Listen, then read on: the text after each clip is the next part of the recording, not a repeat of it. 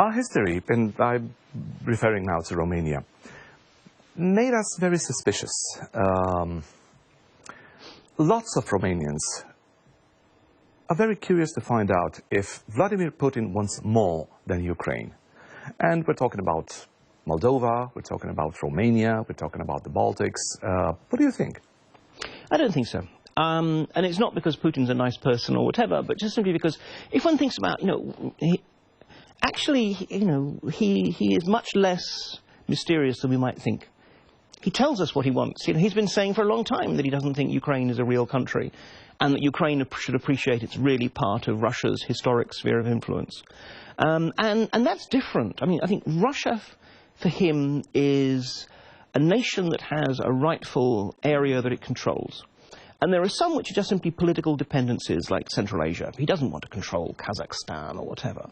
But there are others, Belarus and Ukraine are the classic ones, where he actually feels that Russia has a historical claim.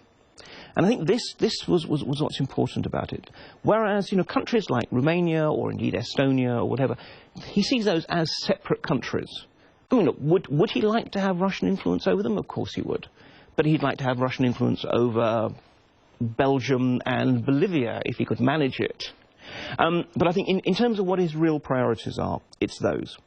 And in any case now, I mean, so much of Putin's foreign policy was based on bluff and bluster and intimidation, and that sense of, oh, we best not push too far.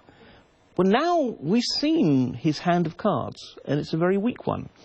He can't fight a war in Ukraine at the moment. He doesn't have enough troops to really be able to fight it. He's not going to start tangling with NATO, a military alliance which has more military forces than Russia, as well as much better ones. He doesn't have the capacity to bully and bluster anymore. I mean, just look at what's happened with Sweden and Finland. I mean, for so long, this idea of them joining NATO was this real red line, oh, bad things will happen. And now they've done, and he's having to say, well, we don't have a problem. We don't care about that. It's very much a political defeat for him. So I think, in a way, it's one of those emperor's new clothes moment when everyone thought that he was dressed in armour, and now we see that he's actually naked. Wow. It's actually a horrific thought. I wish I hadn't raised that image, but never mind. There are also voices in the Russian world. I refer now to priests. I refer to some political characters from Russia who will say the Baltics will have to join us.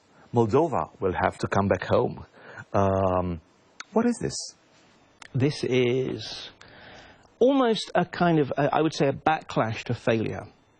It's quite interesting, actually. The worse the Russians do, the more elevated, the more ambitious, and the more aggressive their rhetoric. Because in a way, what else have they got? So absolutely. I mean, in some ways, I would say we should be much more relaxed about some of this rhetoric. Putin stuff we need to pay attention to. The rest of the stuff, look, let them say what they say. The clear logic of history is heading westwards.